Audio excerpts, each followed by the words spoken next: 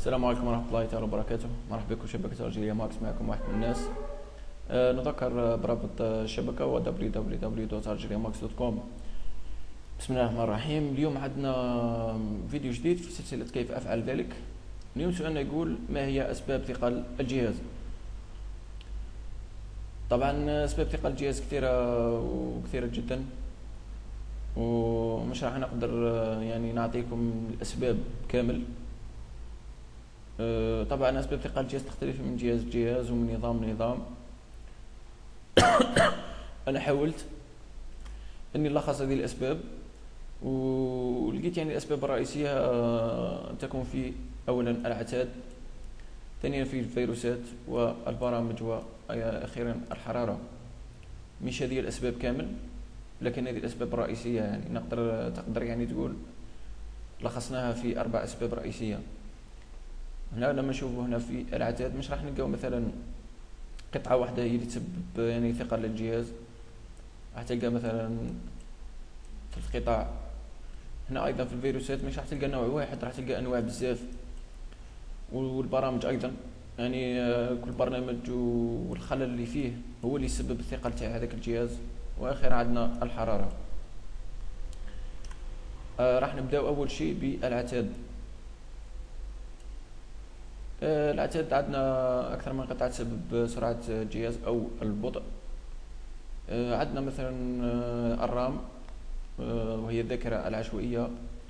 عندنا أيضا البروسيسور أو السي بي يو. وعندنا بصفة أقل هو الديسك دير أو الاتش دي دي أو الهارد ديسك درايف. نبداو أول قطعة كما اللي رانا نشوفو في هذه الصورة، هي الرام أو الذاكرة العشوائية المؤقتة. الرام كل ما كانت كبيرة كل ما كان الجهاز تاعك راح يكون الأداء تاعو أفضل، وكل ما كانت ضعيفة يعني كل ما كان الجهاز تاعك راح يكون الأداء تاعو أقل. مثلا يجيك مثلا عميل يقول لك انا نستعمل مثلا برنامج الفوتوشوب، يقول لك انا لما نحل يعني الثقل تاعو تاع الجهاز وقتها، يقول لك لما نفتح برنامج الفوتوشوب الجهاز تاعي يولي ثقيل، هو ما على بالوش شنو. طبعا يجي ليك يسالك، تقول له انت اول شيء راح تساله تقول له شنو هي المواصفات تاع الجهاز تاعك. يقول لك مثلا عندي رام مثلا 256 ميجا بايت. راح يقول لك عندي بروسيسور مثلا سيليرون دي. راح يقول لك عندي ديسك دير مثلا 80 جيجا بايت. انت لما تشوف هذه تقول له توقف، لانك انت على بالك لما تروح الموقع الادوبي وتشوف مواصفات تاع البرنامج، يعني المتطلبات تاع هذاك البرنامج، راح تلقى اقل حاجه المينيموم يعمل في يحتاج رام 1 جيجا بايت. والله ما على باليش هذه الفيرسيون الاخر مثلا سي اس 5، والله ما على بالي قداه المتطلبات تاعها، لكن نظن مش اقل من 1 جيجا بايت. هنا تقول للعميل هذاك تقول له ضيف رام، لان الرام تاعك ما تسمحلكش باش تشغل هذاك البرنامج. هو يعني لما لقيت يعني لو عاد يعني المشكل، يعني انت يعني تاكدت باللي المشكل راهو في الرام، راح تاخذ الجهاز تاعك تقنيسيا، ولا تاخذ الرام التقنيسيا وتقول له اعطيني رام، يعني باش نرقي الرام تاعي مثلا نديرها 1 جيجا بايت. والافضل انك تاخذ الرام وتروح ليه، لانه الرام هناك انواع، كاين الاس دي رام، وكاين دي دي ار، كاين دي دي ار 2، وكاين دي دي ار 3. تاخذ الرام باش هو يعرف النوع تاع الرام تاعك. هذا اذا كنت يعني انت ما تعرفش النوع تاع الرام تاعك، تديله هو يشوف وراح يعطيك رام متوافقه مع المذر بورد تاعك، يعني مع اللوحه الام تاعك. ايضا عندنا القطعه الثانيه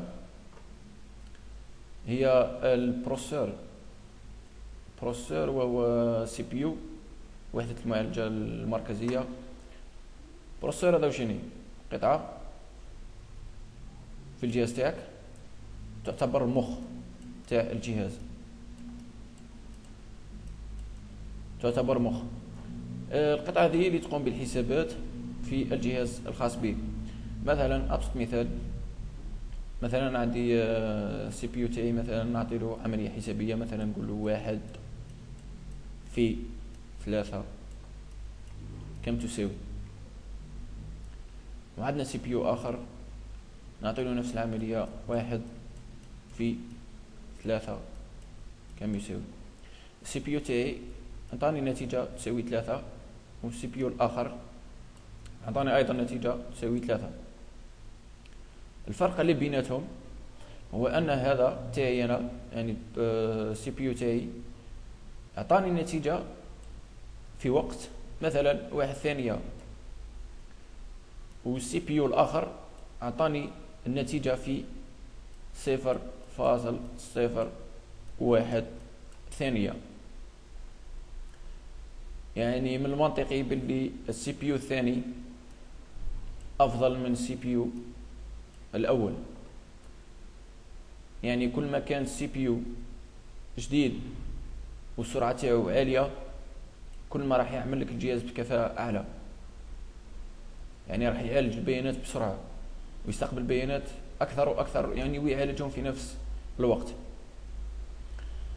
الحل أيضا أنك ترقي القطعة تاعك، تروح المحل صيانة، وهذه المرة تاخذ له الجهاز بالكامل باش يشوف المادر بورد أو اللوحة الأم الخاصة بك، ويشوف وين السي بي يو أو البروسيسور اللي متوافق معاه، لأنه مش كامل البروسيسور يركبوا في أي مادر بورد في أي كارت مير.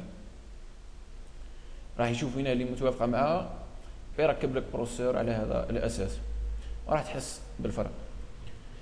السبب الثالث هو الديسك دير. أنا عندي 80 جيجا ديسك دير، 80 جيجا معمر منها 70 جيجا بايت، معمر ملفات. ديسك دير خدمته يحفظ البيانات، كل ما تطلب تاع ذاك الملف هو عبارة هكذا، تلقى هكذا ديسك دير داخل فيه أقراص هكذا، أقراص كيما هكذا دائرية كيما هكذا فوق بعضهم، وعنده هنا إبرة.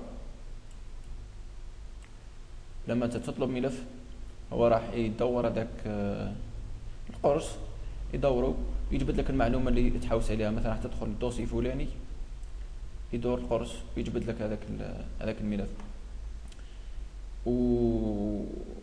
والديسك دير يعني لما تحفظ مثلا انت ملف ولا تنقل ليه ملف، يعني مش راح يحطهم كل هكذا مع بعضهم ورا بعضها، راح يدير قطعة لهنا أو ملف لهنا وملف لهنا وملف لهنا وملف لهنا وملف لهنا وملف لهنا. هنا راح تصرى كبريش راح نقول لكم الكلمة هذه فراغمون. تسمعوا برامج تاع ديفراغمون. برامج ديفراغمون هما يرتبوا لك الملفات. لما يرتب لك الملفات راح يولي لما مثلا نقول له نحوس على الملف الفلاني، نكليكي فيه مثلا نحوس نحل الملف الفلاني، ثم يلقاه خطاك على بالو وراه. هنا راح تستعمل برامج يعيطوا لهم كيما قلت لكم ديفراغمون. كاين برامج يعني كاين برنامج خاص بالميكروسوفت وجاي مع الويندوز. راح نشوفوا في درس اخر كيفاش راح يعني نستعملوا هذه البرامج تاع الغاء التجزئه. المهم وكاين برامج اخرى مثلا برنامج ديفراغل مجاني، استعملهم وراح تحس ايضا بالفرق، يعني تحس بجهاز تاعك اسرع واسرع. عندنا السبب الثالث وهو الفيروسات. الفيروسات انواع وانواع وانواع وانواع. انا شخصيا ما نعرفهاش كامل، نعرف بعض الانواع فقط. يعني بصفة عامة الفيروسات يعني هناك يعني نوعان من الفيروسات. كاينه يعني اللي تخرب لك الجهاز، تخرب لك قطع تاع الجهاز تاعك، وكاين نوع الاخر اللي يعني تسبب لك ثقل في النظام الخاص بك. اللي تسبب لك ثقل في النظام هو يعني الحل تاعها انك تسطب برنامج مضاد للفيروسات وتفحصها، تفحص يعني الجهاز الخاص بك، وراح يحذف لك هذيك الفيروسات. كاين انواع ايضا تاع فيروسات لما تجي تسطب يعني برنامج مضاد للفيروسات باش يعني تقوم بحذفها، ما تعطيكش يعني ما تسمحلكش باش تسطب مضاد الفيروسات. يعني مع تسطبه هكذا تلقاه ما كانش يروح، والله عندك مضاد الفيروسات اصلا كان يعني كاين في الجهاز مش راح يعمل، يعني تضغط عليه هكذا مش راح يطلع لك. الحل انك تروح لتقني صيانه، ونظن يعني اغلبهم راح تلقى عندهم مضادات الفيروسات تعمل في بيئه اللينكس، وهو من البيئه ذيك يعني يكون الويندوز تاعك يعني في حاله خمول، يعني يكون الويندوز تاعك موش قاعد يخدم والفيروسات كيف كيف تروح يروح هو من ثم ويفحص لك الجهاز الخاص بك، ومن ثم راح يقدر يحذف لك الفيروسات، ونتيجة طبعا الجهاز يرجع خفيف. عندنا البرامج. اذا كان برنامج يعني موثوق ويعمل يعني بصفه عاديه تلقاه الجهاز تاعك يتعامل معه عادي. اذا كان جهاز كيف راح نقول لكم يعني فيه باغ او فيه يعني خلل، يعني لما تروح الموقع الخاص بهذاك البرنامج تلقى من المفروض يعني من متطلبات البرنامج انه يعمل مثلا يعمل برام مثلا 512 ميجا بايت 512 ميجا بايت، وانت مثلا عندك 1 جيجا ميجا بايت، عفوا قلت لكم 1 جيجا ميجا بايت، او بدا الواحد يخلط. وانت مثلا عندك 1 جيجا، تلقى ذاك البرنامج يستهلك لك الرام كامل. هذا يعني خلل في البرنامج نفسه. يعني الحل وما عندكش حل، يعني الحل انك تروح تشوف برنامج اخر يعني يدير نفس الخدمه اللي يدير هذاك البرنامج وتسطبه وتخدم به. عندنا اخر شيء هو الحراره. طبعا الجهاز تاعك فيه مكون من قطع، القطع هذه كامل معرضه للحراره وكامل دير في خدمه. عندنا مثلا الرام تسخن، الديسك دير يسخن، والسي بي يو يسخن. عندك الرام كاين يعني برامج هذه واش تعطيك مثلا سخانه تاع الجهاز تاعك، تعطيك مثلا السي بي يو قداه السخانه تاعو، تعطيك الرام قداه السخانه تاعها، تعطيك ايضا ديسك دير السخانه تاعو قداه. الحلول. قبل ما نبداو في الحلول نبداو في يعني في المسببات. مثلا انت عندك الجهاز تاعك حطه في يعني ماكش موفر له التهوئه اللازمه، يفضل انك تنقل الجهاز لمكان اخر، ويعني مكان يعني يكون فيه كما نقولوا التهوئه لازمه. واذا كان المكان اللي حاط فيه الجهاز تاعك فيه تهوئه ولكن مثلا حاطو جهه الحيط وموراه جيست مورا الجهاز تاعي كاين مثلا مدفأة يعني مصدر حراري، ايضا لازم تنقل الجهاز تاعك لمكان اخر. مثلا استعملت انا برنامج من البرامج وشفت سخانه تاع القطع الجهاز تاعي، لقيت بلي الرام هي اللي تسخن، وبطبيعه الحال لما قطع الجهاز تاعك تسخن مش راح تقدم يعني 100%، راح تتاثر الخدمه تاعها. مثلا لقيت الرام تاعي هي اللي تسخن، تروح وما بيليش اذا كانت متوفره ولا ما كانش، تروح التقني الصيانه او محل يبيع يعني ادوات او قطع الاجهزه اجهزه الحاسوب، وتقول له يعطيك واحد القطعه هكذا تركب فوق الرام، مش يعني تركب فوق الرام، هذه هي الرام. انا هذه الرام الخاص بيا. نمشي نرجع للصورة الأولى. هذه الرام، هذه الرام. القطعة هذه تركب لهنا، تغلف الرام. هي قطعة من الألمنيوم، تركب هنا في الجهة هذه، تركب في الجهة المقابلة من هي. يعني خدمتها يعني واضحة، هيت سينك، يعني راح تجبد السخانة من الرام، يعني كما نقولوا يا ربي بالعربية، يعني تشفط الحرارة، راح تجبدها وتخرجها. وطبعا يعني بالتهوئة لما تكون عندك يعني مروحة في الجهاز راح تحكم هذيك السخانة وتخرجها برا الجهاز.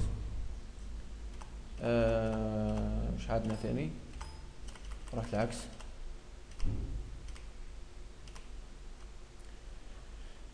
عندنا ديسك دير ما لازم تغير فقط مكان تاع الجهاز، ما يبليش اذا كانت هناك قطعة يعني تبرد ديسك دير. اخر شيء عندنا البروسيسور.